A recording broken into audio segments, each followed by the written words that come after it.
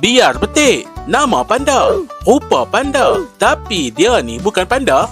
Ini ialah red panda. Nama saintifik dia Ailurus fulgens. Cakap pasal panda, depa ni ada dalam genus Ursidae. Genus ni ada binatang-binatang dari keluarga beruang dan panda. Semuanya mamalia besar dan ada ekor yang kontot. Red panda pula bukan beruang. Depa ada dalam genus depa sendiri yang dipanggil Ailurus. Depa ni kecil, berat dalam 3 kg saja. Depa ada ekornya agak panjang dan gebu. Red panda sebenarnya lagi rapat dengan rakun. Selain dari rupa depa yang seakan-akan panda, diet depa pun antara punca depa ni pernah dianggap sedara. Depa ni makan bunuh juga nah. Tapi berbeza dengan panda gergasi, depa ni juga makan benda-benda lain macam bunga, burung-burung kecil dan juga mamalia kecil. Depa ni bukan biasa-biasa nah. Kalau dia marah tu dia berdiri, buka tangan luas-luas, nampak comel lah pula. Terus tak jadi nak kata power no haram kat dia ni.